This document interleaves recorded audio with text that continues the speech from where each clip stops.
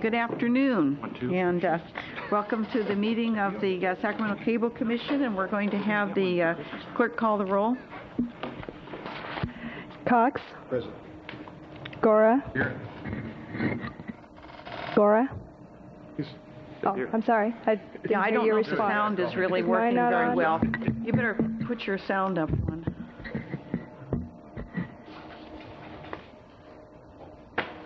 Yeah, it didn't seem to be going there. Now we got it. There we got it. Yeah. Okay. Natoli.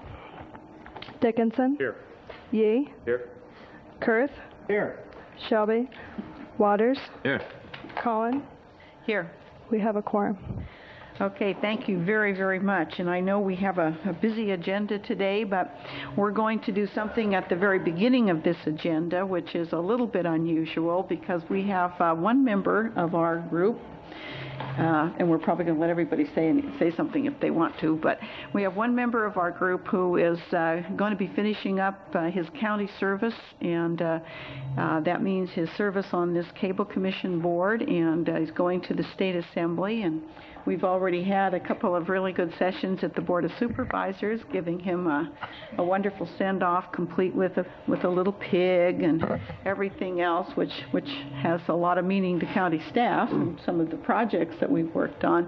But what we want to do today from the Cable Commission is give him a little memento from the Commission to take with him when he goes over to the State Assembly. And we've already told Dave, we've warned him about how small his office is going to be, and he's not going to have any windows, and because it's just going to be a different world over there, Dave. So this is why it's going to be smaller, and but something you can take with you, because one of the things you will have is you will have so much paper you will not believe it. If you thought the paper was bad here, wait till you get over there. So this is from the Cable Commission itself in appreciation for your services as a board member, and you can use this to hold the paper down, Dave.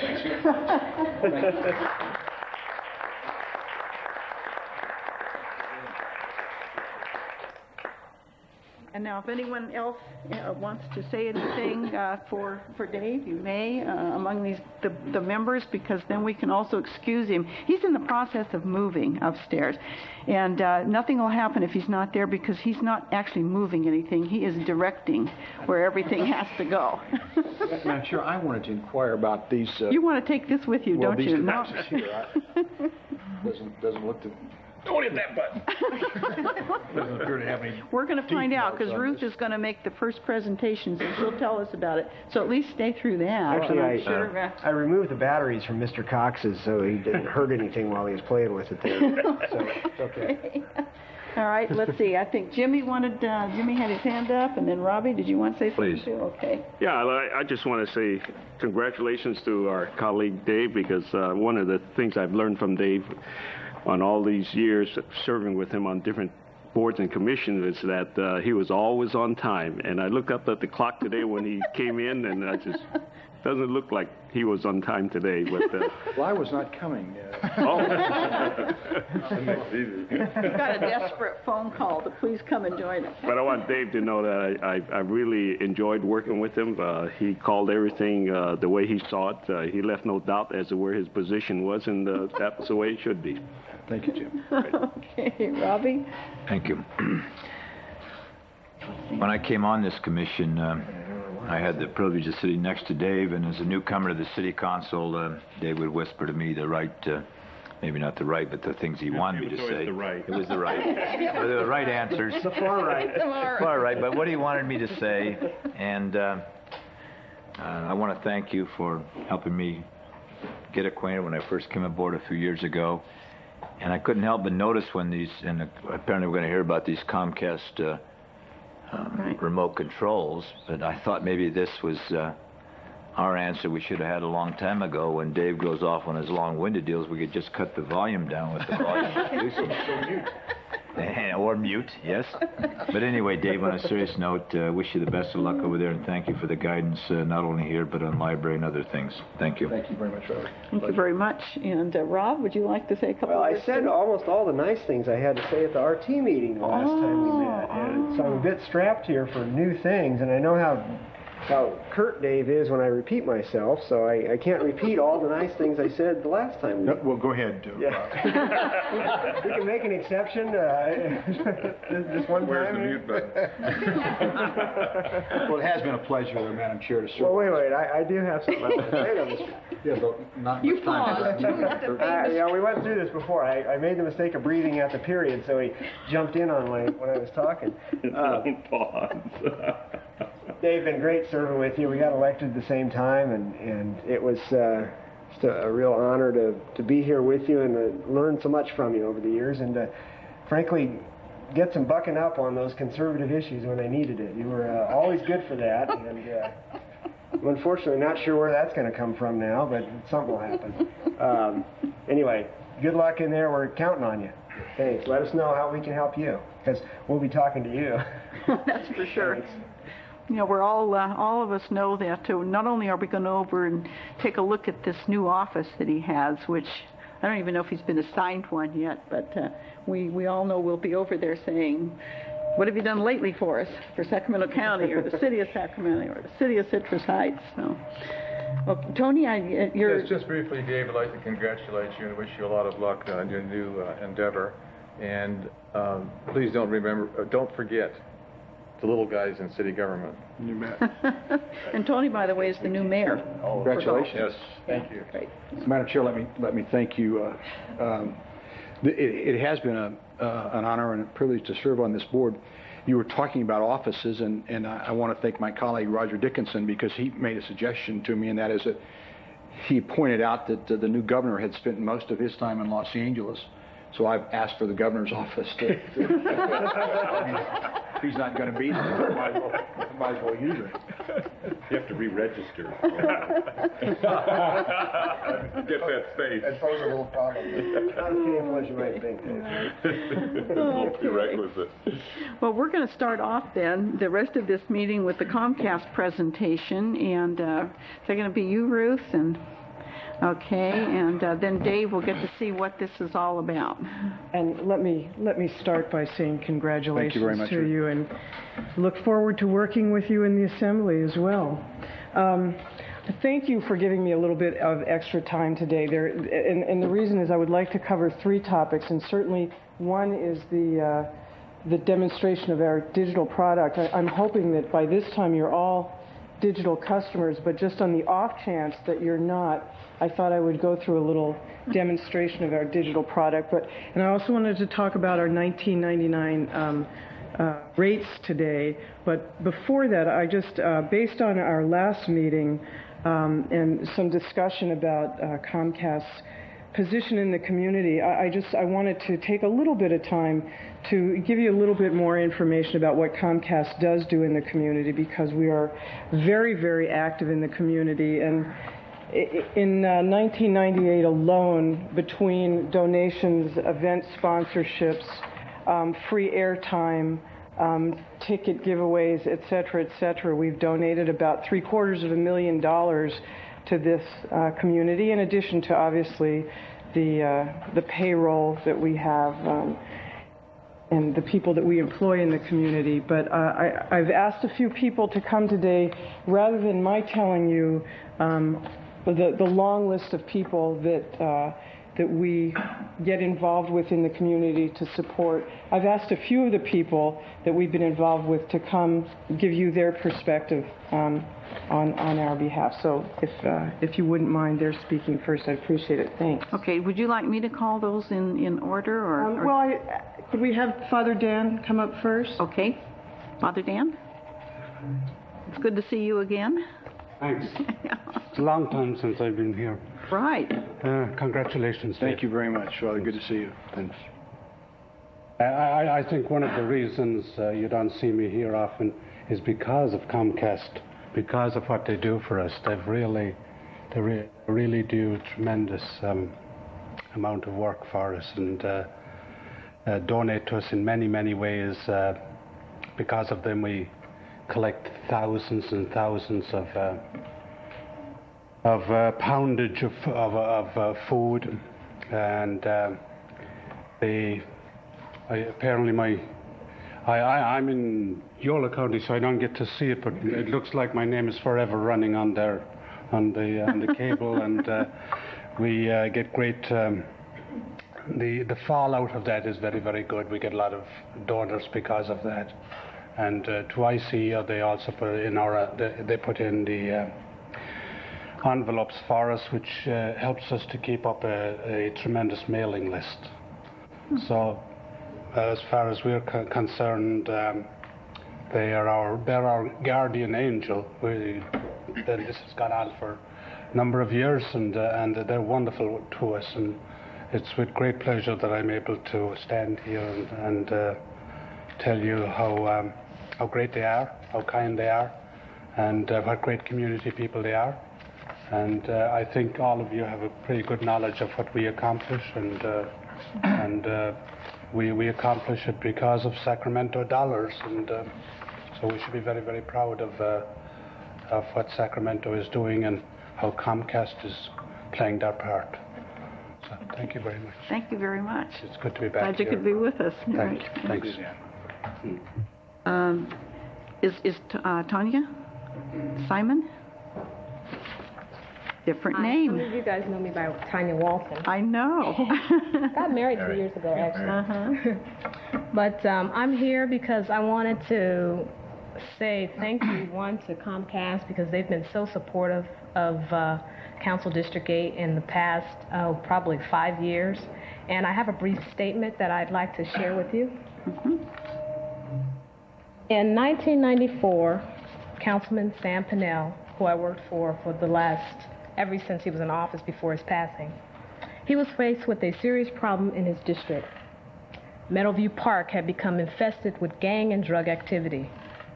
Councilmember Pinnell looked for ways to resolve this problem and decided to take the park back by hosting an annual jazz festival.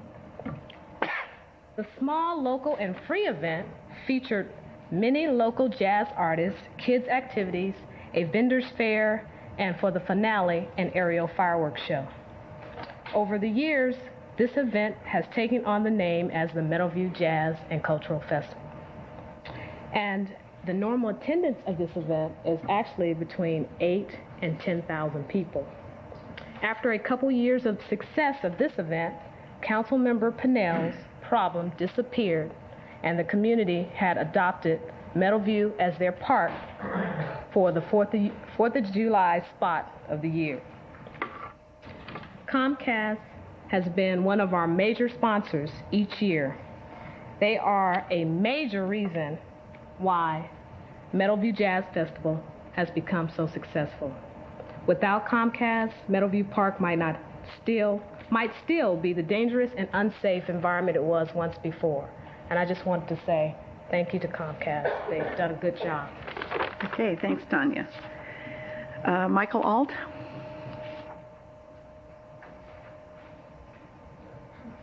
Good afternoon.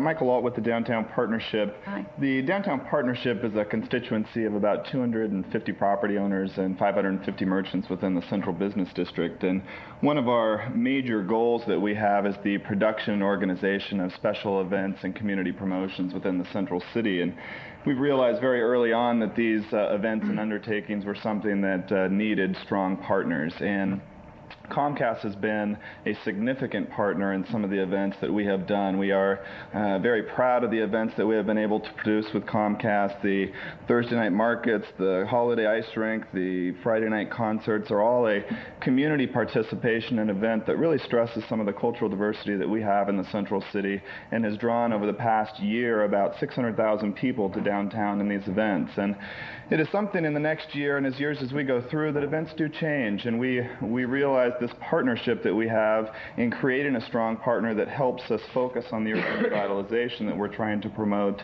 is a relationship that we foster, that we look to engage, and really it's more than money. It's a partnership that we've really established as a way for us to help promote the urban revitalization that we're trying to go through. So I think it's important that we as the partnership really applaud the effort that Comcast has made to downtown and really to many of the special events that make this community what they are today. So I'd like to acknowledge that. Thank you. Appreciate all of you coming. Liz Rhodes, are you really on this one or the next one? This one? Okay, Liz. Are you on both of them? No, I'm just doing this one today, Okay, and great. I'm real pleased to be able to talk on behalf of education and talk to you a little bit about what Comcast has done in addition to the educational channels, because there's been a major commitment on the part of Comcast to education above and beyond what they have been, what's in the franchise agreement, especially in the last couple of years. And there's some things that we're just very, very excited about. We all know that they were committed to this community to put cable drops in every single school. There are about 400 schools, private and public, that have cable drops now. And when you stop to think about it, and I talked to Ruth, I said, do you mind if I just comment on the value of those? Schools are entitled to get limited basic. Comcast gives us the expanded basic plus the flex pack. If you look in front of you, I did put a card, an SECC card on the back of that, lists all the channels that cable gets, and that's exciting to us because of all of the free programming, which you will see. Comcast also sends out this Cable in the Classroom magazine to every teacher. There's about 1,100 that requested. Teachers have to request getting this, and they get it free. It's $21 a year if the teachers were to subscribe to that. Comcast gives it to them just because they asked. There's over 500 programs a month free of commercial programming that teachers have access to use, and that's again compliments of Comcast. A significant contribution. When I asked Ruth if I could talk a little bit about the value of that programming, and it's something that I've never heard, and a little hesitant sometimes to talk about what that would cost the schools. If you look at that expanded basic price of $29 a month, and we know that over half of our schools have at least 6 drops in the school, and each one of those drops being equivalent to a household, you're looking at a total commitment from Comcast annually of over $500,000 a year just in terms of that, and they've been doing this for 13, 14 years, so it's real significant. We talk a lot about what cable and instructional television means to the schools, but it's real difficult, and one of the things that I get really excited and really passionate about is what that cable programming can do in the schools. And to me, the most exciting thing has been the staff development Comcast has helped us with. They have helped us with our Cable in the Classroom events that we have talked with you about and shared and invited you to come. I think when you can sit down and see how those in-services affect the teachers and how it rejuvenates the teachers and how those teachers can get back in their classroom and they can become very enthusiastic and very excited about a new medium or a new means of being able to explain to their students how things work and how then that affects the students and the students' learning. And it's difficult to share that with you because it's something I can talk about, but unless you experience it, I think it's something that we don't understand. So the best that I can do in terms of that is to share just a real short clip of one of the programs that we have had tremendous response for. It's a physics program on Newton's second law of motion. You all know what Newton's second law of motion is and how to write that mathematically and the significance of course, and importance of that. we've never forgotten. Well, I'll tell you, it's something I never really even understood. ESPN has a program, sports figures, for high school students. Let's take a look at that, and you can see what it is that I'm talking about. If you can roll that tape. This also is, assuming that's going to come up here, this is the teacher's guide that's absolutely free. 5 with 9. I mean, you don't have the momentum of, say, a Dorsey Levens. Hey, man, I got momentum. Napoleon, listen, if it was up to me, I would say yes, but it's not me, pal. It's the big guys, the suits of the network. I mean, they're telling me I got to do a show in momentum. I got to find a running back with momentum. I got momentum.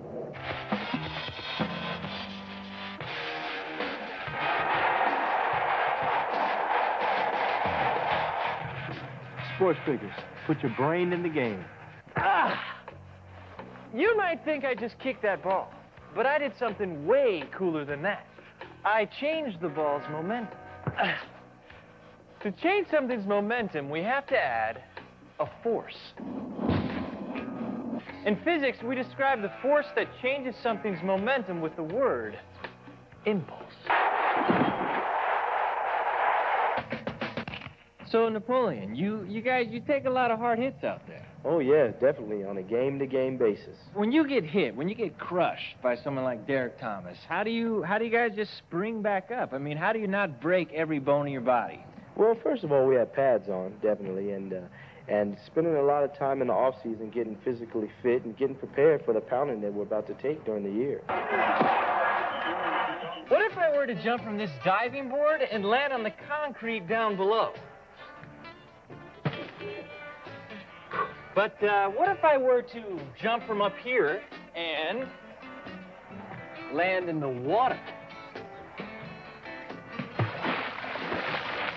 Why did one watermelon splat and the other survive? Both watermelons were affected by a force, and forces change momentum. But obviously the forces affected the watermelons a little differently. The difference was that it took longer for the watermelon to stop in the water. Right. So we can't just look at the presence of force. We have to look at force and time. And Napoleon, force and time are? Impulse. Correct. This post changed my momentum. It provided a force over a given time. To present concepts that, what, are you ever going to forget that watermelon splatting on the ground? You know, and what force, what momentum, and how those interact. And that's just one of, I said, more than 500 programs a month. And what's exciting to me is that, for example, we've had 2 Cable in the Classroom events where we had programmers, the national programmers come in. Comcast sponsored that, helped us organize it. Teachers got credit for doing that. Those teachers walked out of there excited, carrying their free teacher's guides that help them with their lesson planning. They go back to their classrooms. They're enthusiastic. They're excited about new things that they can accomplish. And then the most important part is that translates to the students and the student learning. And like I said, this is just a couple of the things. And there's been, I mean, we all have a tremendous history with Comcast and Sacramento Cable before them. And it's just been very, very positive for education in the last couple of years to be working with them because they have gone so much above and beyond what they were required to do. It's been wonderful dealing with them, working with them, having them come out and help the schools with the wiring, helping with special events, bringing MTV and that kind of thing. It's just been a real pleasure working with all of the staff over there and their true commitment to education. I want to thank them for that. Okay, thanks, Liz. Okay. We're glad that you all came down. Ruth? I could go through the list of community organizations that we're involved with, but rather than do that, I just want to let you know that we love that aspect of our business very much, and we appreciate our position in the community that we're able to help out. And I just wanted to mention that my favorite thing my favorite aspect are the kinds of things that our employees can get involved in as a group. And during the year, our employees have gotten involved in Christmas in April, restoring a resident's house. They've gotten involved in the breast cancer walk and other walks for wonderful causes.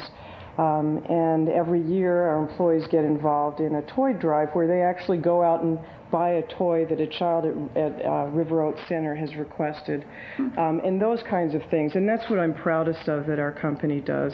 And our employees have personal commitments to community organizations and group commitments, and it's one of the wonderful things that I'm very proud of about our company for. So I just wanted to give you a brief update on that, and tell you a little bit about digital cable.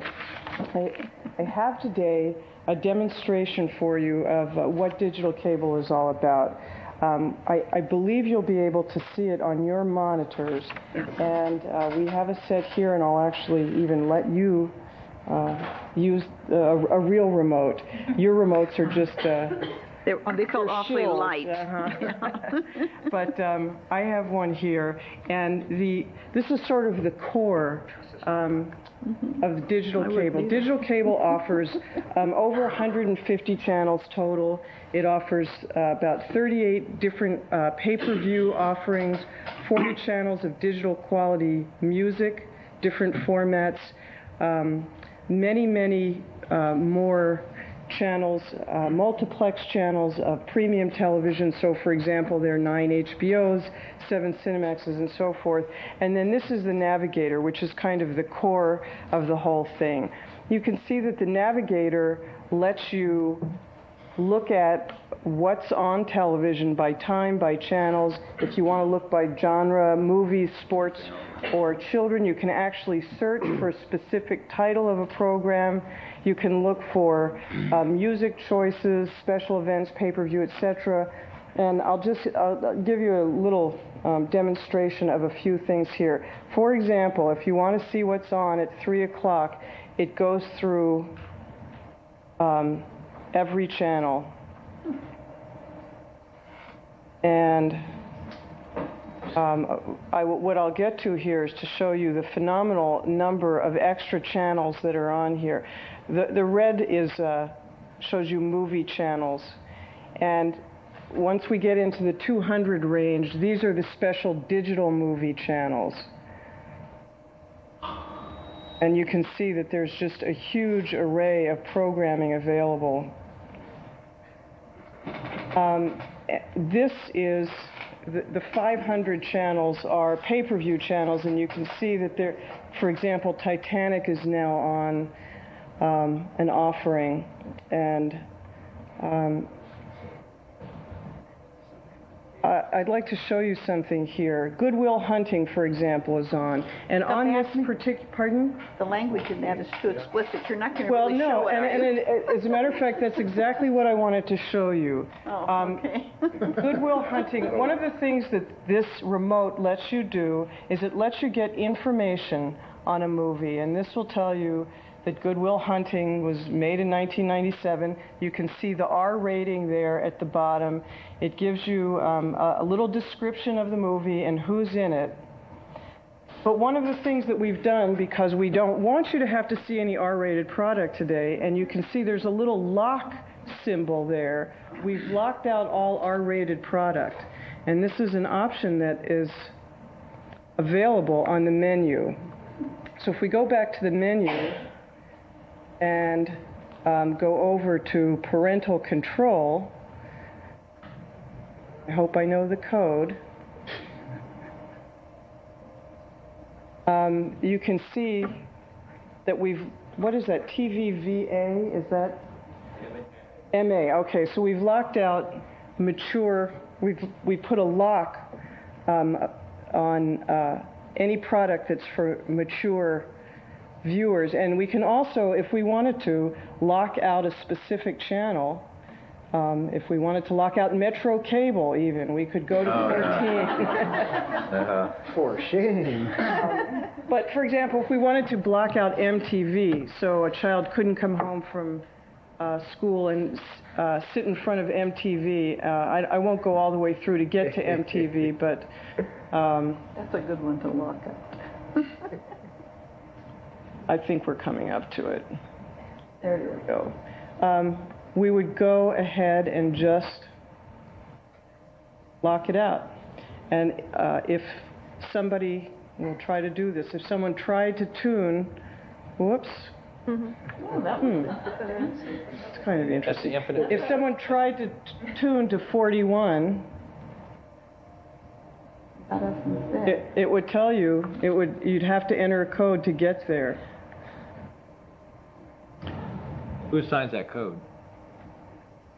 You can enter the code yourself. There's an original code to get in, and once you get in, you can make up your own code. So if the kids found out the code, mom and dad could change it. You can change it as often as you like.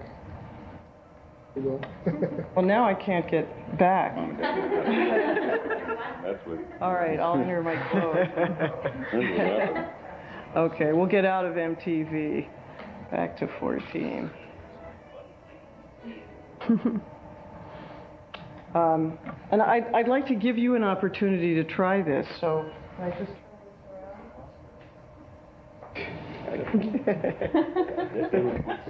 She'll get there. She'll get there. Yeah.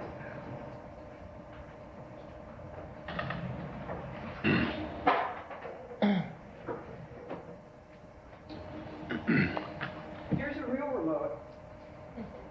Chairperson Collins? I think you're a bad there. Now, I have a very bad example to use this because I don't even use one at home. I'll show you. If you press this menu button, for example, What menu button? the menu button, I see menu. Okay, press menu. press menu. And this is what will let you, and then you just use these arrow buttons to go, To go up and down to the. go up and down. How do you know which one, though? You would use this arrow button to go backwards, say to movies. Oh, I see. Okay, and then if you wanted to go up, And then you would use this arrow button to go up. and then this one to go down. Right. Okay. So if you wanted to see what sports product was on, for example, while you've highlighted sports, then you would just press the select button. Select. Okay. Ultimate out, and then and each time I And press this would that, tell you will what it go? sports product is on right now. Okay. You can And- also, And if I pressed again, would it give a bigger menu of what's on, or is this the whole menu? How do you know it's this the is whole what's menu? on right now on sports. How do you know that that's all the channels? Oh, because it's just What it's selected is all the sports product that's on right now. But what if Okay. there's more channels What if there's than more these 10 that are channels than showing? these 10? Say continued? You know that there are because there's a little arrow at the bottom. And so you there. just- So you would just Keep- you would press this arrow to get to the next Page. to the next The one that says page? Exactly. Okay, let's see if there's, we'll do page and see if, oh, so there is. There's golf and there's still And more. there's still more. Is there any curling? Later on, Okay, if we wanted to look times at an are changing. there must be a lot of golf. Right. See, the times keeps changing. The times are changing, so you're looking at later in the day, as it turns out. But you can always go back to menu. Okay, we'll go back to menu, which was down here. Right. And if you go Okay. up to time,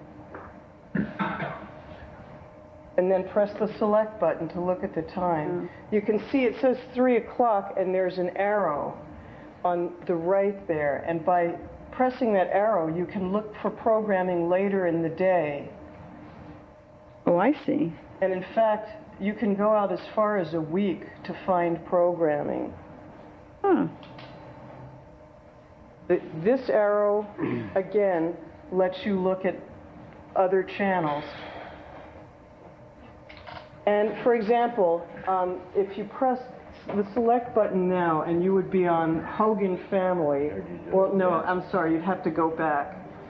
This would let you set a reminder that you want to see Hogan Family when it's on later. Oh, okay, so go back now to If you page. go back to It's too much for my simple mind. Oh, now it wants a yes or a no. We'll just say, Just how do we if say you no? say no. How do we say no? Arrow over to no. And press. Select no. Okay. Now, there if you arrow back, you'll go back to 3 o'clock. 46, 7. There we go. Okay. 8 is enough. Ricky Lane. You need to go back one more to 3 o'clock. There's just one other thing I would like to show you. Okay, if you select that 8 is enough there that you have highlighted. Okay. Now, if you use this arrow Uh-huh. now Okay, I'll do that. and keep hitting that arrow, it lets you browse to see other programming that's on without leaving the channel that you're on. Oh, So I saw. So now we could go OK select and we'd go right to us. You can go right, exactly. You've got it. Did anyone else want to try this? I just had when she gets back, I got a couple questions. Okay. What would you like to do at this point with this to turn this off? If I can just ask, what are the digital? You have all those 500 channels, and so what is it a different quality as far as the actual broadcast? Is that why you call it digital, or it just allows you to pick up those films any time of the day? It's really the way that we're allowed to take a single channel and turn it into 8 to 10 channels. It's through digital compression. Okay, so it's no different as far as the broadcast quality? Not at this point. The picture, a lot of people say that the picture is a little bit clearer. And then the other portion is that there are, we didn't go through this, but as part of this product, there are 40 digital music channels, and those are digital audio quality. 40 different formats, everything from opera to 70s oldies. That's amazing. You're going to tell us a little bit about when this is being offered, how it's being offered? We have it in about 11,000 homes right now, and the demand has been spectacular. So we expect by the end of the year to have about 13,000 customers with this product. And we have customers that are taking 8 or 10 of these boxes in their homes because they want one on every set. So it's really been very popular. That's what people have. 8 or 10, 8 or yes, 10, it's a big house. And then what is the cost then for what is the add-on cost, Ruth? It's $9.95 a month. Okay. And that includes the navigator, the additional channels of pay TV of any premium channel that you subscribe to. So, for example, if you're an HBO subscriber, right now you're receiving 3 analog HBO channels. Once you have digital, you'd receive 9 HBO channels plus the 40 channels of music plus access to the 38 channels of pay-per-view. So it's quite a lot. Okay. It's been very popular. Does it make sense now? Just somewhat. Okay. Any other questions on this one? I'm a little confused about the $9.95 you said. Is that on top of the basic, or is that? It's $9.95, not $9.2. Is it on top of the basic? Yes. Okay.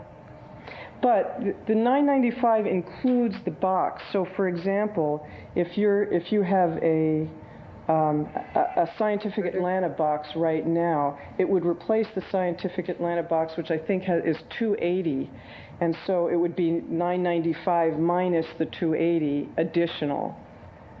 So it's really it includes both the programming and the equipment. Okay, and Robbie had a question also. basically, most of my questions have been answered, but is it fair to say that this new remote will not work with what we have now if we have the basic on our own, speaking of my own personal, this will not work. So for the roughly $7 a month more, we would get one of these, and I only have one television that's hooked up, so. Me too.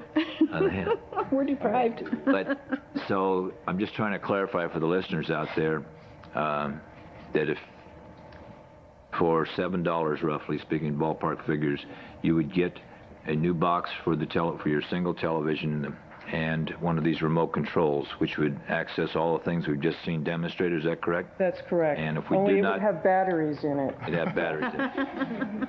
But if so, if a person chooses to stay with what they have now, this would not work. Correct. So no use me taking this home then. No, the Navigator is a special feature that's in the digital box. No, I just wanted to make sure that people out there understood, because yes. It is an excellent selection for the $7 a month more. Yes, it certainly is. And when can we expect to see, for lack of a better word, the real digital, where the picture, of course you'd have to have the digital TV, I understand that, but when would the thing that NBC, ABC, and CBS are projecting to go to in the next year or two, when would Comcast be going to that for cable? Well, that's a very complicated... Is there any ballparks? I'm not trying to pin you down, Ruth. Well, the Sacramento market stations are supposed to be digital by next Thanksgiving. But again, as you said, that someone would have to have a digital TV to take advantage of that, and whether or not those digital signals will be carried on cable hasn't been decided at a federal level yet. So. Right. Thank you. I have a question. Yes, Tony? I noticed you had NFL up there. The games that are being televised through the new system, that's the local telecast, or is that the telecast of games that are being played in other areas of the country? It's whatever is being offered on broadcast and on ESPN. There are no NFL games in addition to what's offered on regular cable at this point. there are games being played all across the country. Right. Yeah. So those games are not part of this. Right, that's correct. Our competitors have an exclusive agreement for those games. We would love to have access to them, but at this point, we don't. Okay. It sounds like, yeah. Okay. Okay? Thank For the you. record, I want to give this back to Ruth. You don't want the box that goes with it? I checked with my wife on that one. $7 or $8 a month. It's true. The last thing that I wanted to talk with you about today was our rates that will be effective with February 1999 billing. I think you've seen for the most part what they're going to be. We show this? Okay.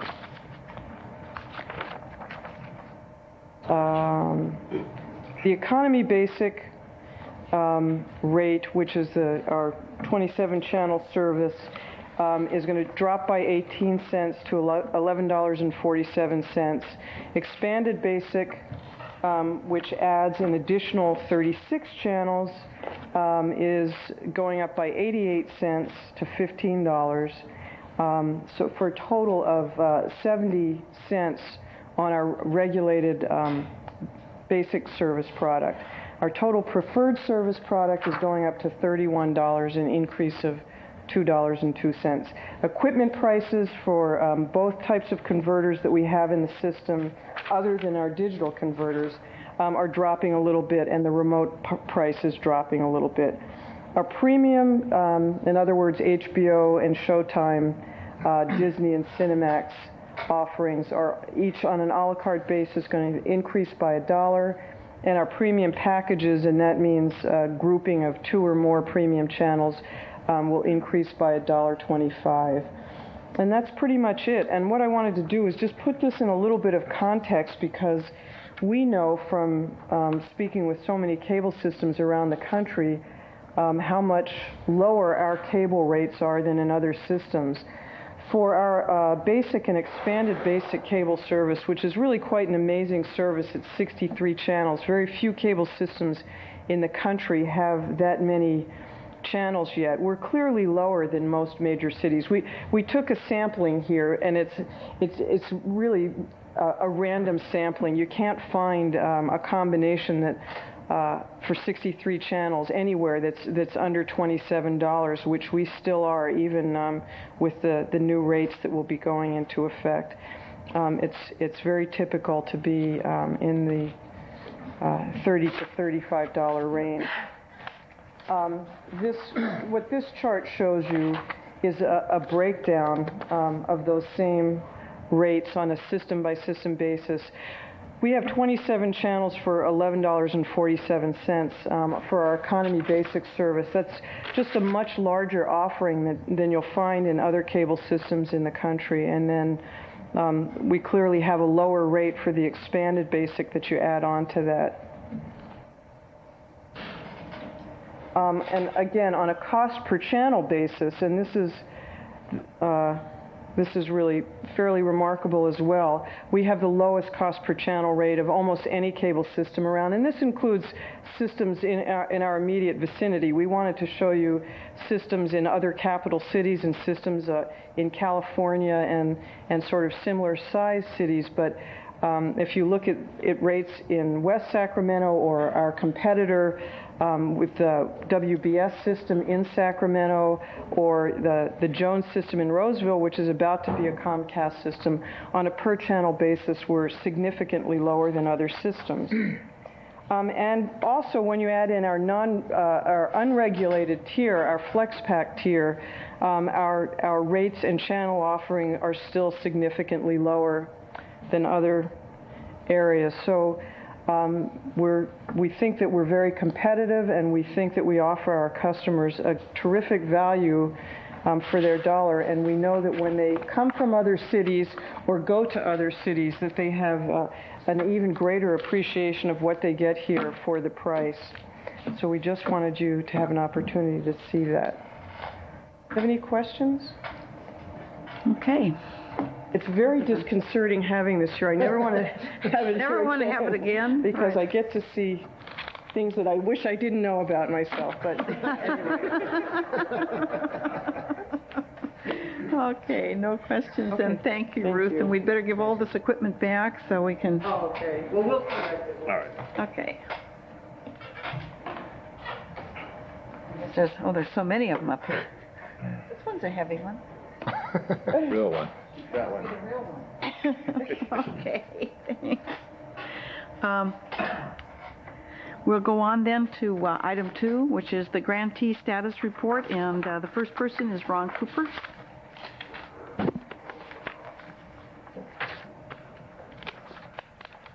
Good afternoon. I'm Ron Hello there. Cooper, Executive Director of Access Sacramento, and appreciate this opportunity to wish all of you happy holidays. And for the record, again, to echo comments previously made, our appreciation, congratulations for Supervisor Cox moving on, and but staying local, so that we appreciate that. And we'll be knocking on his door as well. I have an outline that I'd like to share with you of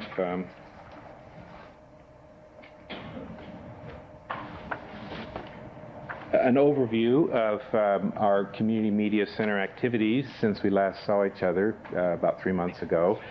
A lot of things have been happening we have several folks here to help tell that story within our allotted 10 minutes. One of the issues that's come up is the game of the week, and first and foremost, probably the biggest football game of the year locally is going to be happening tomorrow night at Hughes Stadium. They expect a crowd of 17,000 for Jesuit Elk Grove. I thought so. City championship game. And if you can't make it tomorrow night, you'll have 2 options. One is Sunday night, 8 p.m. on Channel 73. There will be the replay of the game in its entirety. And we're about 90% sure, and we'll give you the details of this, we're going to be doing an experiment with that particular game that is so novel and unique. Specifically, all of our efforts at Access Sacramento are helping to build that bridge to the 21st century. The simplest way to explain how the internet is going to look that I find intriguing is that the internet of the immediate future, 3 to 5 years, when the pipeline is big enough and the cable modem systems and the digital improvements and the fiber improvements that Comcast is doing, all points in that direction, when that pipeline is big enough, the internet will in fact be an international cable system of thousands of channels when you stop and think of it. Websites will be their own channel, not just carrying text and graphics, but full motion video and audio. So that's what we're gearing ourselves for, so that Sacramento City, County, cities of Folsom and Galton, Citrus Heights, all our residents have an opportunity to create programming that is of our community, and in the next few years be able to share that internationally, which is just so amazing. So our first effort is going to be this city championship game. And what we're going to do is, with the help of S&A Associates, our private internet provider service has been so helpful as a collaborative private enterprise working with us, also works with Comcast. S&A wants to experiment with an entire football game, 3 hours, being digitized and put on our website, available to anyone in the world. Anyone in the world. Now, the speed of what you receive it is dependent on the speed of your modem. So if you have a 14, little simple modem, it's going to be kind of jerky. But if you have a T1 line, or if you're at a university, or if your business has full internet access, it'll be full motion video and audio. Not only do the local broadcast stations have not done this in its entirety, the NFL has never done this. I mean, I don't know of anyone who has done a sports event in its entirety up on the web. So it'll be great to see Jesuit against Elk Grove in Bangkok. So all those Elk Grove graduates will really be looking forward, won't they, Don? Let me move right along. Approximately a year ago, we came before you and saw some changes in language and direction in our underwriting guidelines. And after some discussion, the Commission said, yes, let's give this a try, see if businesses are interested. and also said report back. So this is what this is. We're now a year later, and so I put together some figures for you in terms of where we are with the Game of the Week underwriting. Again, the goal here is the underwriting support will break even the hard costs of the production doing the game. And so that's what these numbers are reflective of.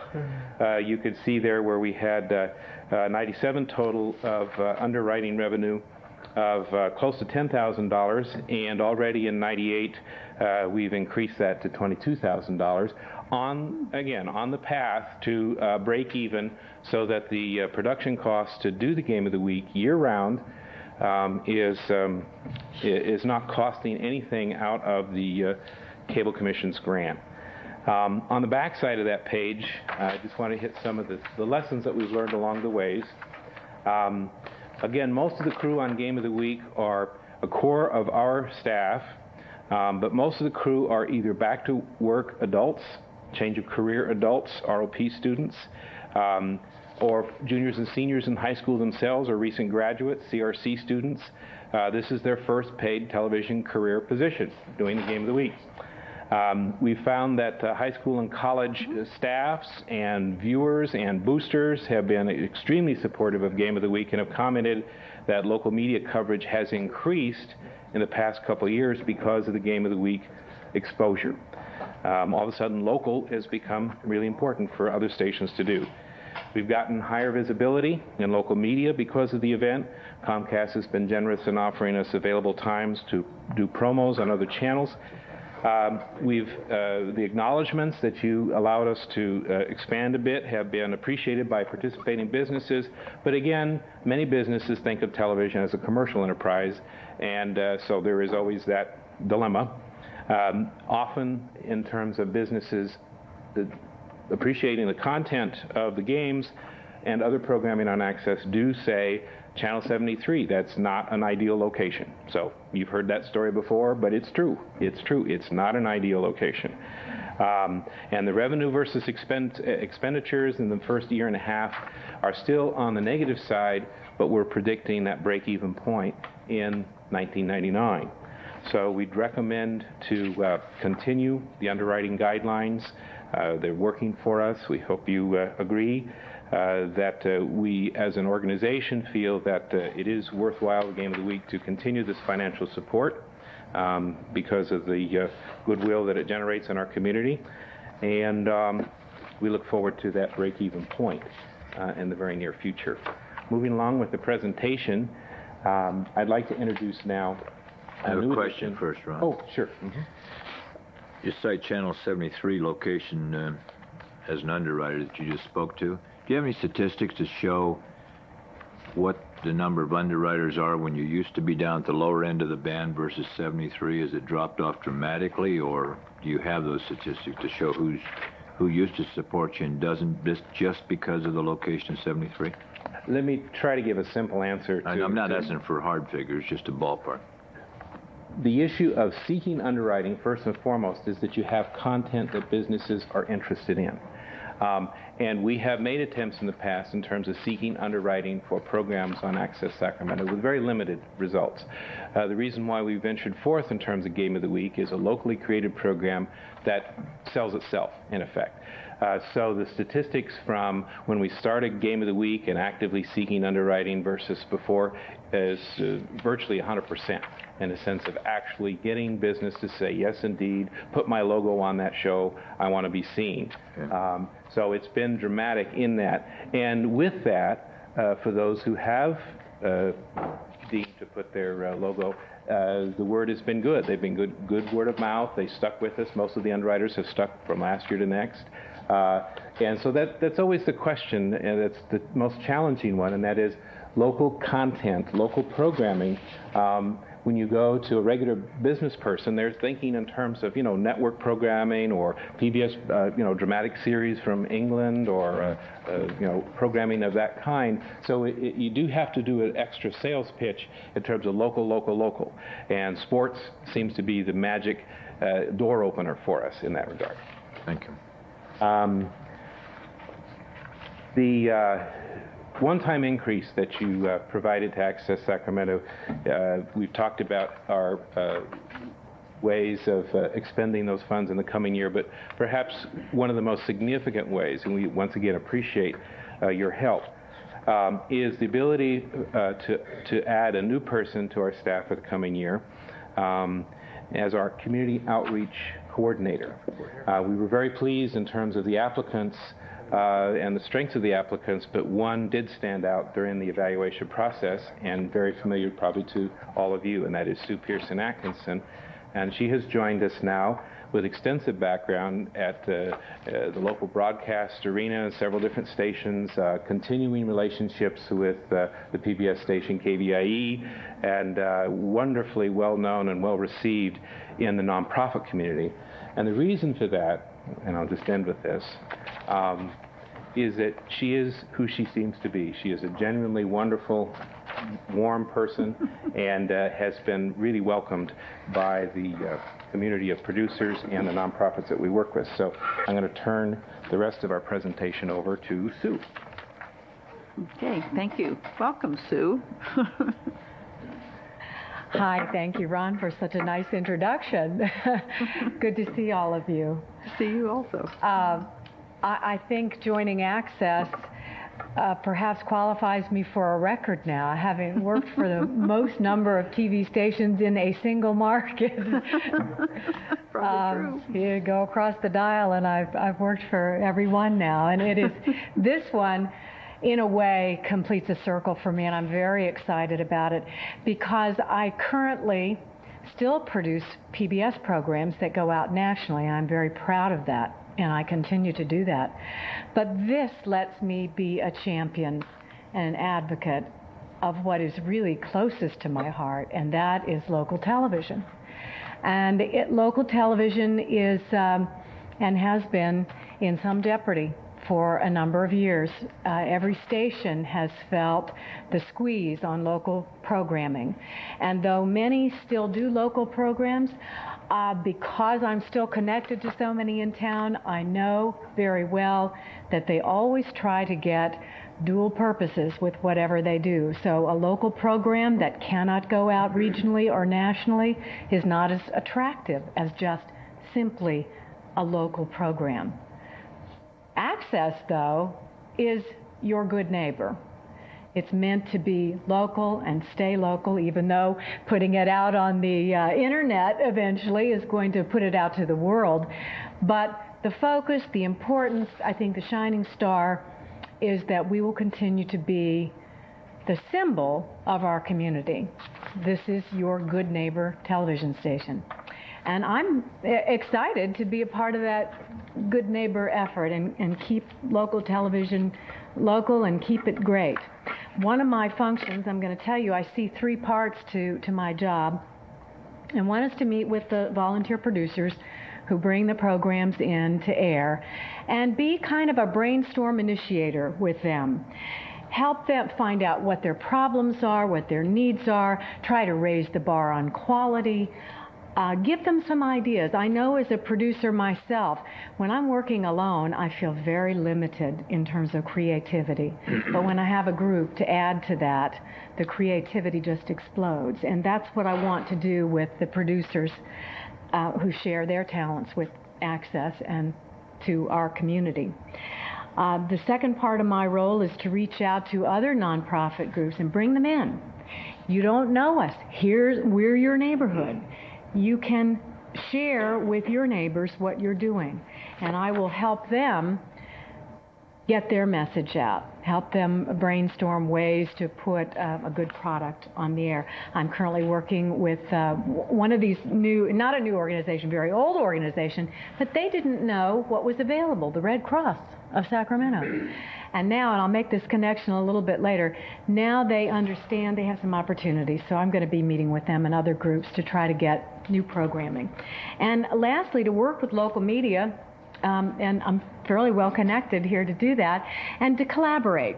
And we already have some good examples of that collaboration. Working with Channel 10, Channel 3, Channel 13, try not to leave anybody out, Channel 6, and the list goes on. But to share ideas, to share programming needs, problems, etc., and to be there for them when we can be of help. And we have already done that. That kind of leads me into the new things that we're doing. Not all as a result of me suddenly being on the scene, but I'm really happy to be part of what's popping at Access Sacramento.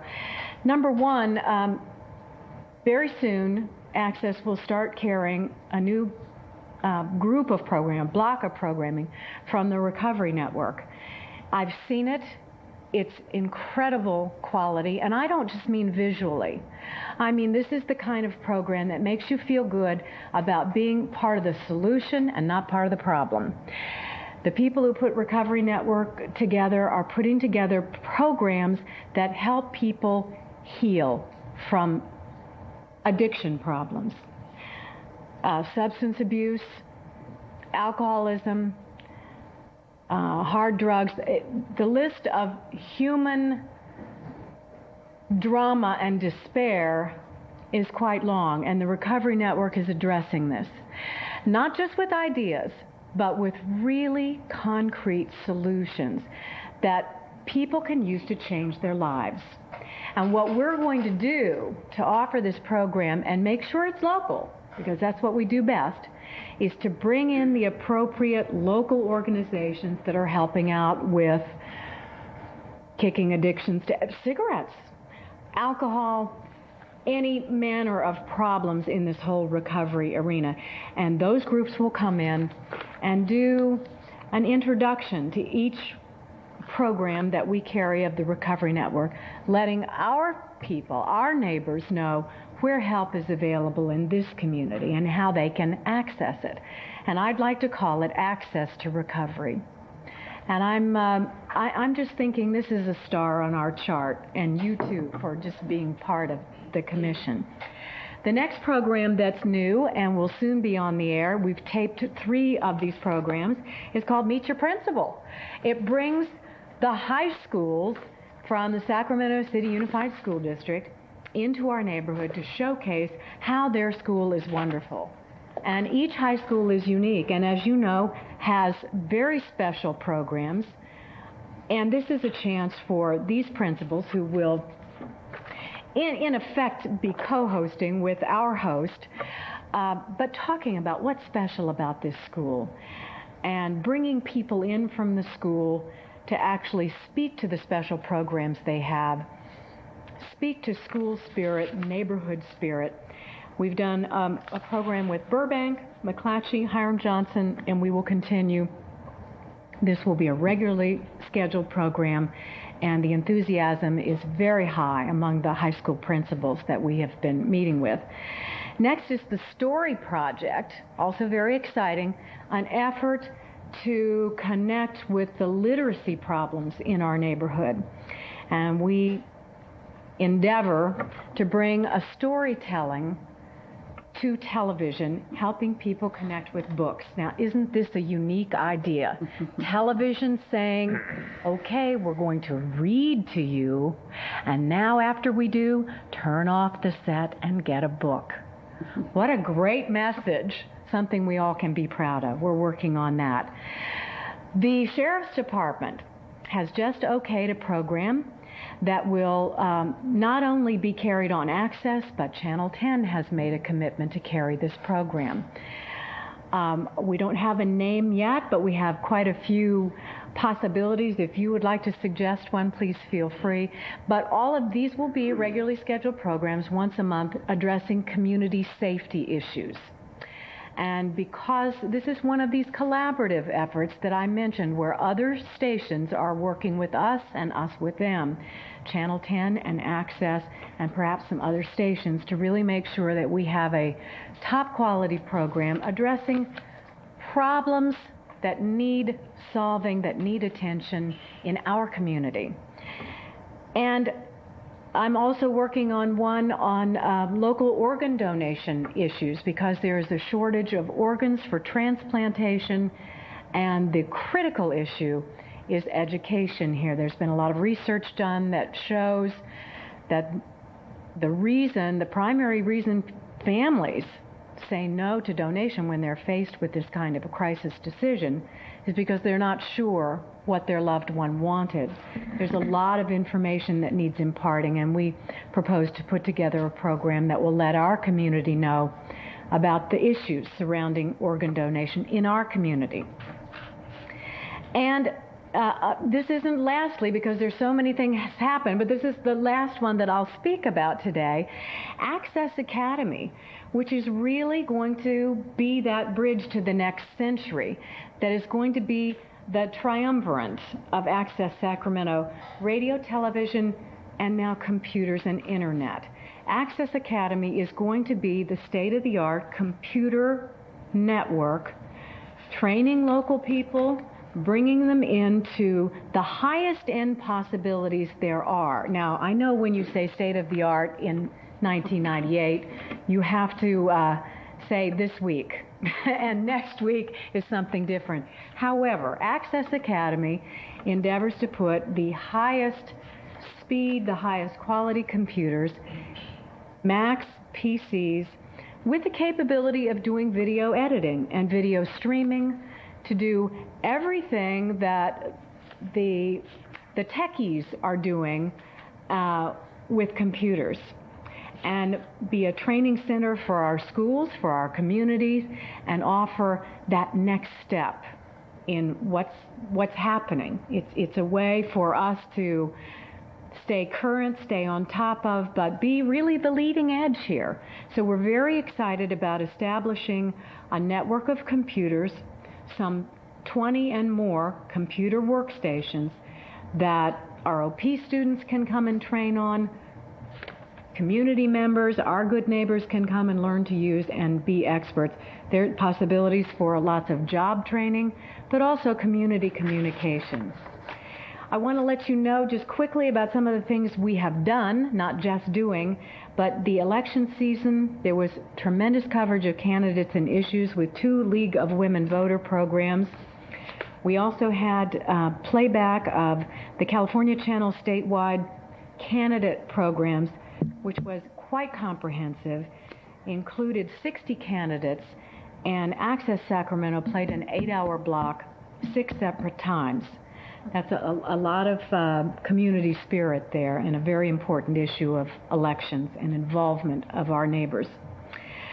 And finally, I want to tell you something else unique that we tried for the first time, and it did a lot of wonderful kind of energy raising in our community. And that was to put on a 7-hour telethon to help raise money and goods for the disaster victims in Central America. You know, just if you turned on a television in the last 3 weeks, how devastating these scenes are, especially from Honduras. And since none of the other local stations were doing anything of this type, and we perceived a great desire among the part of the public to help, that the public didn't know what to do, we organized a telethon with Habitat for Humanity, which has been a very active partner in the relief efforts, the Red Cross, and a new partner, the Central American Relief Organization. And we were on the air for 7 hours soliciting, giving people, not soliciting money, don't send us the money, but choose Habitat, Red Cross, or Central American Relief, and call us and let us know what your pledge is. Here's how you can help. And in that effort, Stan Atkinson came over, Jennifer Whitney from Channel 13, Lois Hart from Channel 3, Russ Lopez from Channel 10, and I hope I didn't leave any out, because these are wonderful friends of mine, and they gave of their time to come down and talk about what an important effort this was. They interviewed people that we provided on the air who had family in Honduras, who knew intimately and personally about the despair and the damage left behind that would go on for not just a few months, but for a couple of decades.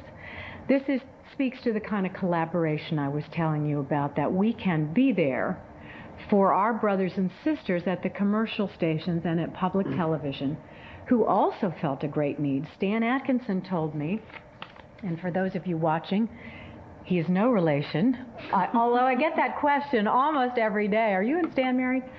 But he's a great friend. And he came down to the station and told me that he was so proud that Access was taking this role because somebody needed to be the community center for the kind of help that people desperately wanted to give but didn't know how to. Bob Montgomery from Channel 10 told me the same thing. We are so happy that Access is doing this because we can no longer do these kinds of things. There's so much pressure on us to do other things, but Access is there, and we're very, very proud to have filled those needs. Donations, at least pledges to the tune of almost $4,000 came in that night. The Red Cross has let us know that they will give us a tally of the pledges they received. It takes them a little longer to tally what came into them, but through their national organization, we will within a week or two get a full accounting of how we reached out to the Central American countries. But even if our total doesn't match what our country has been able to do, it lifted all of our spirits. It brought our own Hispanic community together at a time of great need. And I think there will be future benefits for this community and further involvement. And along those lines and in that spirit, I would like to introduce to you Sylvia Villalobos, Director for Centro Guadalupe, who can tell you more about our telethon. And thank you so much. Okay, we have Sylvia and Jorge. Okay. Good afternoon, everyone. On behalf of Centro Guadalupe of Catholic Social Service, I very much wanted to come and publicly commend Access Sacramento for taking the lead in responding to a very serious devastation in our world. And we as community were very concerned that no one was taking that lead. We had gotten many phone calls at Centro Guadalupe, but were unable to really respond in the way that people wanted us to. So I very much wanted to tell you that what they did was very wonderful and appreciated by the whole entire community. And so I just want to take that time to tell them how much I appreciated what they did. And along those lines, I'd like to introduce the person who took the lead in doing that and making that happen. And he is a good friend of mine and has done many wonderful things in the community, not only for Catholic Social Service, but for many, many nonprofits. And so I'm very happy to introduce to you Jorge Monzon, who is the producer of the telethon. Thank you.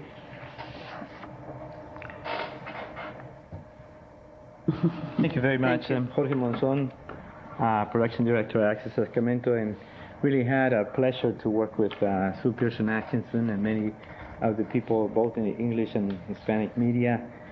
It was a challenging event because we decided to transmit both in English and Spanish, but we pulled it through, and the response of the community was tremendous.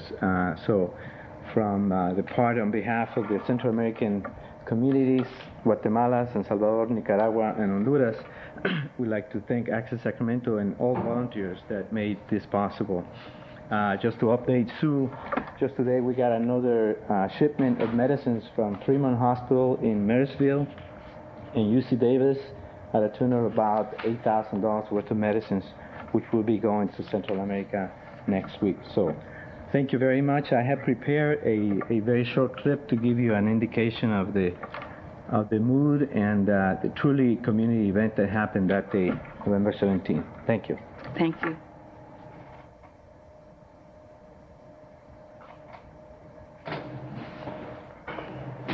Like most of the rivers in Honduras, the Rio Chimbo is today literally triple wide. Like if several nuclear bombs, to a certain extent, had exploded in the continental United States and had destroyed practically 75 to 80% of the country.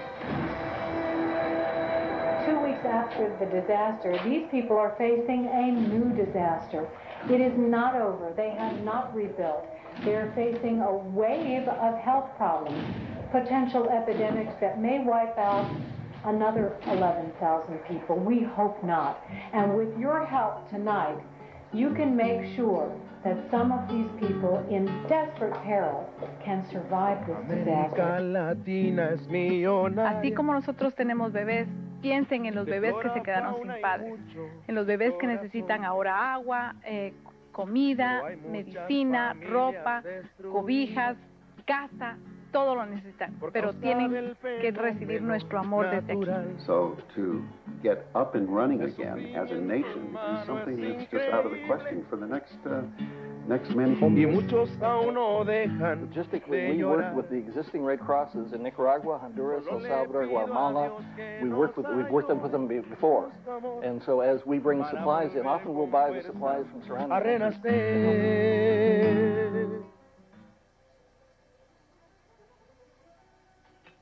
Thanks, Ron. It was a real honor to work with so many folks. We literally had 200 folks in the halls over there helping us. It was great. One final note, later on the agenda, KBTV 25, Bob Suffel will be here. We are working in exchange with his station, Low Power Television serving Sacramento County, an even exchange of programming. Arts programming for arts programming, sports programming for sports programming, and we hope that we can continue and to expand the relationship that we've established with them as another program provider of local programming. And that concludes our presentation. Thank you. And if there are any questions, I'd be happy to answer them. Robbie has a question. More of a statement, more of a welcome back, Sue. Sue and I worked together over the years in lots of mediums, and it's a pleasure to see you with Access. And you spoke of the sheriff's program that you're looking at, and I've talked to Ron in the past, but I'd like you to put me down on your list as my position as on this commission, if I can help you in any way on that, because I think it's something that we really need to get out. So just put my name down, if you will. Okay. Thank you. Thank you. Thank you, Robbie. Okay, thanks very much, Ron. Okay, we'll move on then to the next portion. Did you have a question? No, this Ed Consortium is next. The next part of that was for the Educational Consortium. And who's going to start off on that? I believe it's Lynn Bartlett. Lynn? Okay, Lynn Bartlett. This is Linda Martin. Hello there. Good afternoon. My name is Linda Martin, and I'm the Administrator of Adult Education for San Juan Unified School District, and I'm also the Vice Chair of Sacramento Educational Cable Consortium. I would like to take a few minutes of your time today to talk about an exciting distance learning project. This program began in the fall of 1995 when we were granted approval by the California Department of Education to operate an innovative and new technologies project. This funding allows adult education programs to use up to 5% of its allocated annual ADA for innovative instructional programs. The San Juan Distance Learning Program has brought together the resources of the Adult Education Program, Sacramento Educational Cable Consortium, Sacramento Regional Occupational Program, and Comcast Cable Company. The goal of this project is to provide an effective, non-traditional educational delivery system to serve adult learners unable or unwilling to access traditional adult school programs. Our students face many barriers, including lack of transportation, child care issues, conflicting work schedules, lack of English skills, and the fear of failing in another school program. Our classes are produced at the ROP television studio located at San Juan High School, and we use ROP students as our production crew. The model of instruction is called Wraparound, which pairs pre-produced videos with live, on-air instructors and student-centered classroom home interaction. We're very proud of this program. We were recently named a Program of Excellence by the California Department of Education, and we've also been identified as a model for other school districts to replicate this program throughout the state. The staff have truly been pioneers in this new instructional delivery system, and we're very gratified to be meeting the needs of many underserved Sacramento County residents, including CalWORKS clients who are making the transition from welfare to work. I want to thank you for your support of this program. We feel it is truly making a difference in the lives of our students. I would now like to introduce Lynn Parr Bartlett, who's our production developer, who's going to share with you some specific information about our program that is in this folder that you all have. And I'd also like to call attention to the monthly cable guide that SECC produces. This is the December cable guide. That's a comprehensive listing of all the educational programming on Channel 71 and 72. Thank you very much. Lynn? Okay, thanks, Linda. Now we'll have Lynn. Right. Hi, thank you. I'm just going to give you a few numbers and then make this a more real experience, and you're going to get to see real teachers and real students in distance learning. This year we are putting on 22 and a half hours a week of programming to our students. Last year we delivered over 97,000 documented hours of student participation, and that was more than 700 students plus all of the families that watch, and we know there are a lot of family members watching with our registered students, because when the phone lines are open and our teachers are talking to the students, we hear babies crying in the background, we hear lots of activity going on, so we know we're getting into many, many homes. What I would like to do, last spring when we began the Program of Excellence visitation cycle, we brought in some of our students and all of our teachers to finally get together to meet each other. And it was such an exciting experience that we decided to recreate it this fall. We had an event that we called Closing the Distance. And we decided to let you see a little bit of what that feels like. And so I have a few of my teachers here, and they have brought some of the students, and I'd like to have them come down and talk to you what it's like to teach on television. I'd like to first of all have Valerie Hankins come up. She teaches Say Yes to Success, which is a GED class. Okay. Valerie?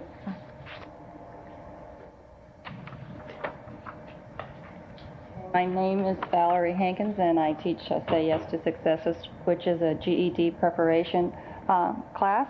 And I'm actually here to speak for my students, and I'd like to give you an opportunity to come to know some of the students that I reach.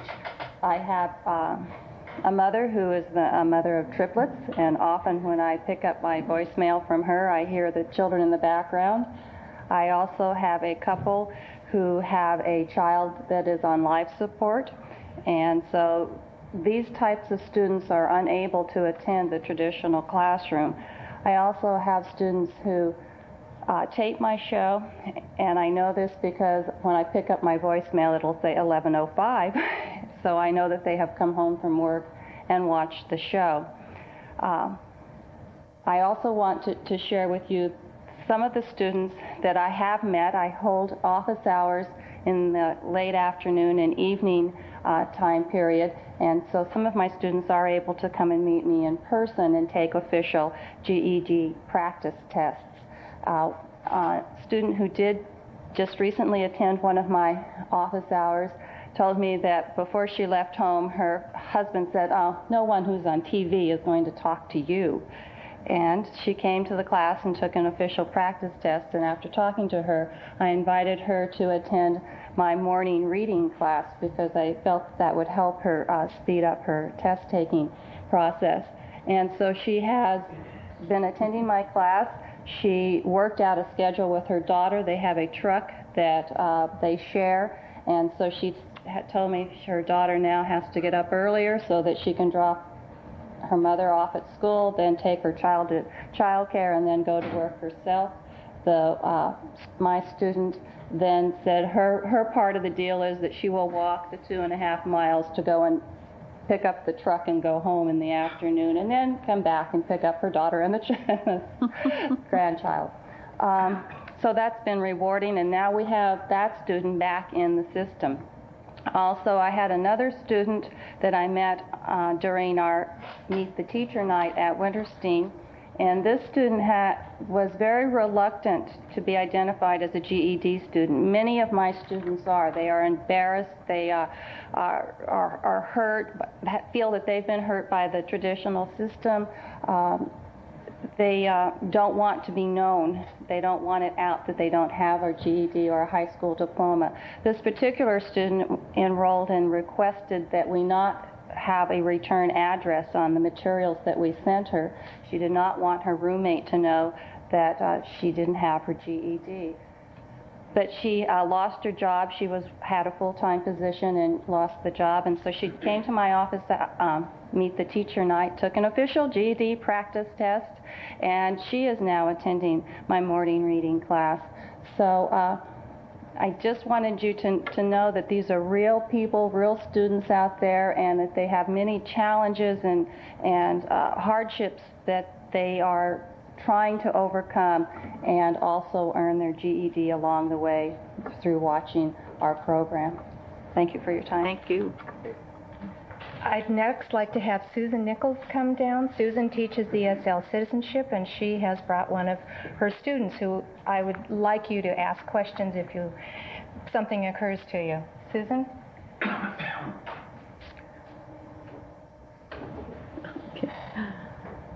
Hi, Susan. Hi, I'm Susan Nichols. I teach a citizenship class on the distance learning program. As I'm sure you're aware, we have a huge influx of immigrants coming into our country now. Many of these people are unable to get to school. They're preparing for the exam. They're nervous. They're apprehensive. They have the opportunity through our program to learn the material that they need to pass the test, and I hope to become productive citizens as well.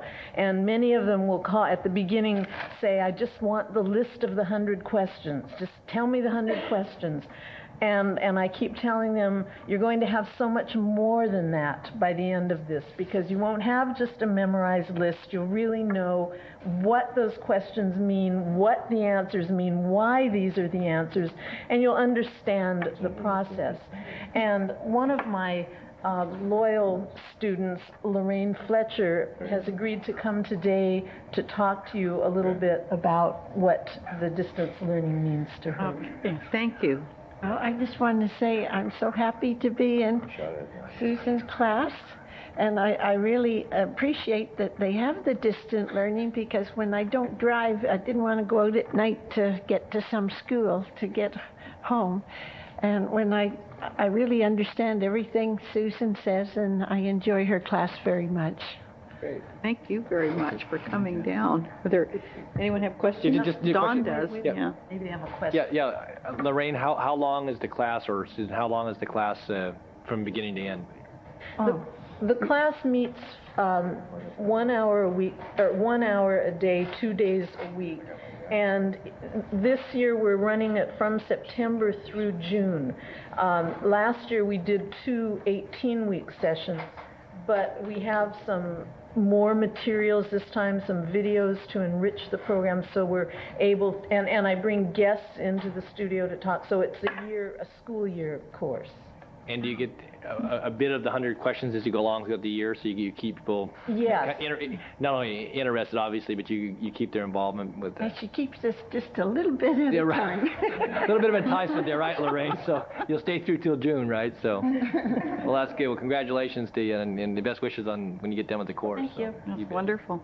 In terms of the course being available over the air that way, on cable anyway, this would be an enrichment course for anyone. They could just tune in and could hear this even if they didn't do a formal enrollment. It's true, and I do find people tell me that they see it, and people who are native-born Americans who've lived here all their lives, and they find it in a review that's refreshing and interesting, they say. So I imagine it would be, because they're going to forget it from high school if they even had it, and so it would be very, very interesting. I just say, when I saw Jay Leno, he was out on the street asking people questions. They didn't know the answers, and I did. Right. You need to send Jay a letter and tell him you know the answer to those questions. He ought to give you a call and have you on the show some night. Okay, thank you. Any other questions? Thank you for your time. I'd next like to introduce Claire Ernest. He teaches the beginning ESL class, and he has also brought a student. Claire? Madam Chairman. While they're walking down, I would like to invite anyone that would like to come out and visit the studio. We broadcast Monday through Thursday from 1 o'clock until 3 o'clock. We're on live, and you would get an opportunity to actually see these teachers in action, and when they open up the phone lines and students start calling, it's a very exciting time. Okay, Claire? There's two green. Okay, thank you. My name is Claire Ernest. Good afternoon. Hello. I teach, as Lynn said, a beginning level ESL class. I have about 90 or 95 students currently, and that number is kind of flexible. There's a certain amount of turnover for all kinds of reasons. My class allows call-ins during the hour program, and for me that's the best part. I also call my students at home using a voicemail number, and they can call me. Many of them do not call me because they are just not that confident about their English. But when I connect and I test them also, I have tested a portion of my class. So when I connect with them, it's really quite good, and they feel really happy that their teacher has actually called them. So that's a nice side effect. I have brought with me, I'm fortunate to have with me Mr. Hashmat Latfi. Mr. Latfi is from Iran. Hello. Hasn't been here too long, just 11 months in the United States and in Sacramento.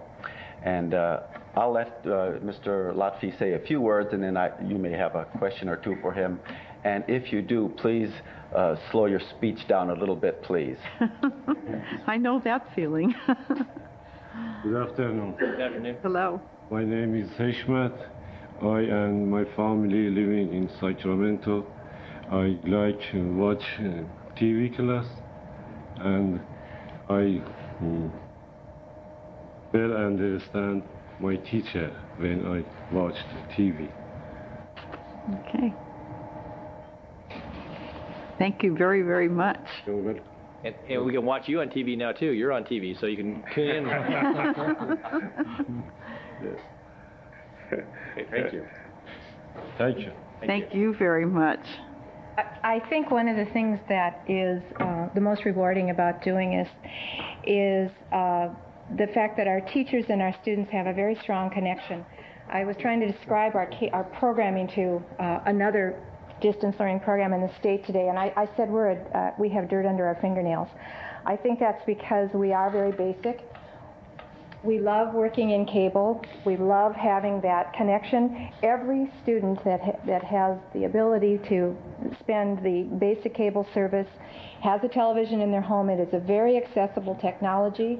There's the on button, the off button, and you change the channel. And they find us, and they love us, and they love their teachers. And I think the fact that we have some students here today, I just want to wave my hand at the rest of the staff that's here. We are a very collaborative group of people. We have, and everyone has an equal role. We do frequent mailings, so I have a staff that is in constant communication, telephone and mail communication. We pre and post test the students. We have our studio producer is here, the director for the ROP studio, the one that runs the crew. Joe Parente is here. I saw Joe. I haven't seen him in years. Joe is here.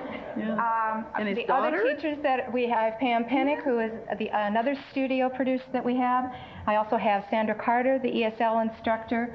This year we started a new show in helping people find jobs. It's part of our CalWorks focus, and it's called Ready to Work, and it's a twice-a-week, half-hour show.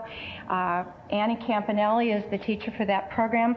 And one thing that I wanted to get established is that we have had several students who have just through the television taken the GED test and passed. We have had several students just through television pass the citizenship test, and they've told us about that. We have students who are calling and talking with Annie and sending in resumes and finding jobs, and she's helping them find work. So we feel very successful with our students, and our students tell us that we are. So I'm really proud of the staff, and it's been an exciting 4 years for us, and we are very appreciative to all of our collaborative partners, and that includes the Commission and Comcast and ROP and SECC and all the other spaghetti. Thank you very much. Well, we have before us, before you run away, we have a resolution that we need a motion on to adopt that recognizes these accomplishments, and then we'll present it to you. So could we have a motion on the resolution? Moved by Yee, seconded by Natoli. All those in favor? Aye. Aye. Okay, that's unanimous of those present. So we'll present this to you, Lynn. Oh, great. Okay. Is that primary moved up? The Cable Commission does not have a fancy parade. Doesn't have as fancy a folder as the city and the county. Could I invite the teachers to come You up? certainly could. They're all used to being on television, aren't they? So they can. Oh, they certainly are. They are indeed. And we'll share with you a little bit of this. You've already told us all about the program, which, it sounds like a really exciting program and something that we would all very, very much enjoy tuning in ourselves. And this award that you received, the Program of Excellence Award, honors the vision and commitment to the community that you all serve. And it helps, as we've heard, to prepare adults for not only work and citizenship, GED. It's just a marvelous, marvelous program. And this is the first time this prestigious award has been given to a distance learning program in the state of California. And I think that needs to be said. So this commission really congratulates all of you. You bring a great deal of honor to our community. But you also do a great deal for people in the community. So I wish it was a big, fancy one like they give, the Assembly and the Senate give, but maybe Chairwoman Caldwell, I think we do need to get a frame. I think maybe Rich can spring for a frame from the kid. Yeah, so we Rich can get to spring for a frame. But maybe we could get Cox, though, to do one of those fancy Assembly ones. There, that'd be nice, too, yeah. They're in color and big frame. But we'll give you this for now. And we really thank each and every one of you. Thank you. If not, I can be speaking 202, and reinforcement will be in place, or for sure in 202.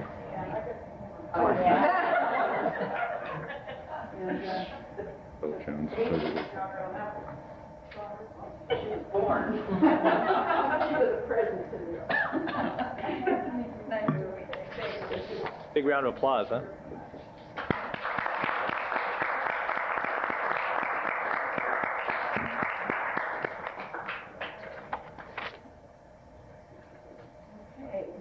Quickly through the rest of our agenda as we have an exec session coming up with this commission. So we will go next to the staff report. A couple of quick items, administrative items. Know that we're working on some equipment changeouts in the city council chamber to upgrade the level of robotics. We had to go through a warranty repair thing, and it's coming together fine. Plus, staff's quite involved in the redo in this chamber with sound systems and some adjustments over that would be the nice. holidays. Yeah, we're working with the regular folks on that. The fee distribution, per your authorization, we're distributing franchise fees, license fees quarterly. We're on budget. Actually, our revenues are about 7-8% above budget for the year, so that's going fine. The June 99 is the 3-year cycle for the renewal of the grantee agreements, so we'll be starting right after the first year on a process of updating those. I intend to follow the same process we've used before, which is basically ask the grantees for words and rationale for changes. We'll bring those to you in March, which is the next point. As I look ahead with the holiday and scheduling and other issues, I see no reason for you to call a meeting the first week in January, and I have nothing now that would justify a meeting in February. So the recommendation is that you adopt a resolution to set March as your next meeting date, with the standard proviso that should the need arise, the chair could call a meeting in between. This helps us with noticing requirements. So that's an action recommendation for you now. Okay, and is that going to be it, just that one action? That's it. Okay, we have the resolution before us. Is there discussion on canceling both January and February, moving to our March? Moved. No. Okay, moved and seconded. All those in favor? Aye. Any opposed? Okay, unanimous of those present. Then we can move on to item 4. Is that correct? Okay, item 4, public opportunity to discuss matters not on this agenda but within our jurisdiction. We have a gentleman to speak, Bob Suffel. I hope I pronounced it right. I know that Ron used your name. And Pretty good guess, Chairman. Okay. And members, I am Bob Suffel. I am the owner and general manager of KBTV. Channel 25 has been on the air in Sacramento County for 4 years. We reach about a 30-mile radius from the community. Our programming consists primarily of classic movies and TV shows from the golden era of television. I have had the clerk pass out our red program schedule for you. We carry outdoors programs on Sunday morning, something that's neglected by other stations, and also some automotive programs on Saturday afternoon. I have a great commitment as a community television station serving a local area rather than the Northern California region to local program. In 1995, we were the only station to carry the Forum on the Future of McClellan Air Force Base. In 1996, we produced a Festival of Christmas musical program which originated from the Capital Christian Center and the Tau Auto Museum. In 1997, we produced programming, a recording session by the California State University Jazz Chorus and Ensemble at Sacramento City College, and also a program by the Sacramento Men's Chorus. And this year, we were the only station to broadcast the bicentennial celebration from Coloma. We also did, from this chamber, we were the only broadcast station to carry the entire League of Women Voters local candidates forum. We are producing historical series and also have broadcast the Envisioning California Conference, which the chairman attended.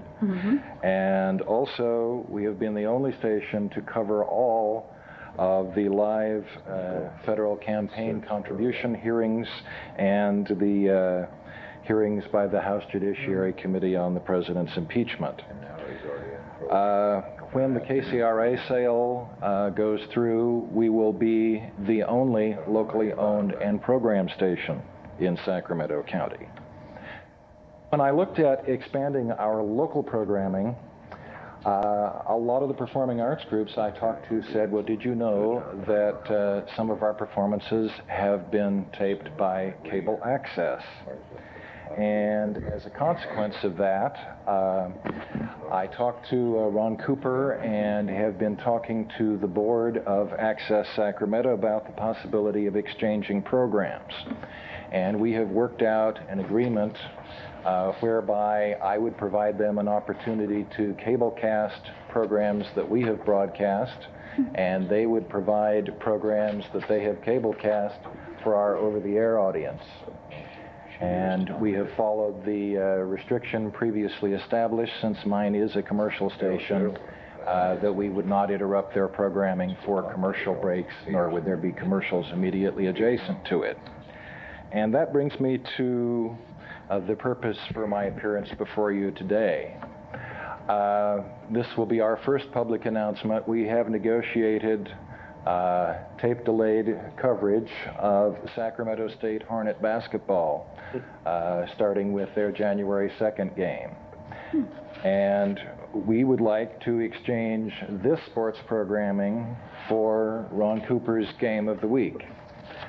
But for that to work on our commercial station with the overhead, we would need to put some of our commercials into the sports programming with the underwriting announcements that Access Sacramento already carries. Likewise, we would like to exchange our programs for their programs, so we would carry their underwriting announcements with our local commercials in the broadcast that we carry on UHF Channel 25. Since this does break new ground, I wanted to bring this to the committee and see what you would like to do in terms of this sort of exchange of local programming, which would allow people without cable to see some of the programming that Access produces, and would allow cable subscribers to see some of the programming that we produce. Okay, thank you very much. As you know, on off-agenda items, which you can, I shouldn't say off-agenda, but it's not a regularly scheduled part of our agenda. So what I'll do as the chair is refer this to Rich Esposto, our staff. We obviously have to have our staff look at it. We'll have to have our legal look at it. Okay? I understand that. Could we possibly have an answer in time for the January 2nd game? That's what I wanted to ask, whether if there needs it for January. That's going to be pretty tough. except we have Because to we're not refer it. Well, We don't meet. January That's, 2nd, we wouldn't we're meet not going to meet anyway, but if before it then gets anyway. referred to Rich and to legal, and I assume that they need to also discuss with Comcast, but you'll have to, staff will have to work on this, okay? We can't even discuss it till it's agenda. Yeah, we can't discuss it until it's on an agenda. We're not meeting until March, and so the best you can do is get some sort of, perhaps go ahead from staff if it's possible. If it's not possible, staff will tell you what all they, why. Madam Chair, could Okay. I just ask Yeah. Rich or Harriet, is, under the current authority we've given to the access programming for the underwriting, is this something do you think is within the purview without knowing any more than what you just heard here, unless you knew about this already, the staff has the ability to sanction, or would it require a formal board action at a time and place where we have this actually on their agenda? Two things, two approaches. We need some more detail, but one, you opened the underwriting door a little wider about a year ago, so we need to get the specifics to see if we fit under the existing policy. If you want to defer it to staff and we talk, and if we think it's close or fits, one of the approaches we take in this game is that it may not be in total compliance with the then existing documentation, but we can certainly say that we are not going to enforce, we're not going to make an issue out of it. I can bring that back to you. At this point, I need to know a bit more and see how it fits. This is the first we knew that this was coming at us, but you have opened the underwriting door about a year ago, and with some specifics on length, time, duration. Essentially, if the underwriting fits with the FCC guidelines on PBS channels, we're probably okay, because that's what you opened to, if you recall, when we had that presentation last year. Would that take a board action? Could we schedule a special meeting to help them if that in fact is, if it looks like it's going to play out, so we can, if it takes an official sanction from us? If we go through this and we feel that it needs board action, then we can consult with the chair and try to schedule a special meeting. Okay, that's fine. Right now, we don't know. Okay, thank you. But since it's not on our agenda, we just can't do it now. I can't resist asking what panda shopping is. Is it shopping for pandas? No, Shopping for pandas, they that's sell what we thought it was. watches, diamonds, jewelry. So I was right. He's always right. All below. I would have watched if Okay. you were shopping. And also the little panda coins, the gold coins. Okay. All righty, well, we have an exec session. Ron? Very quickly. Just a point of clarification so that we understand what the issues are. Oh, I see. The programming that KBTV supplies to Access will be by our guidelines. There will be no commercial content, anything different than what we're already been doing.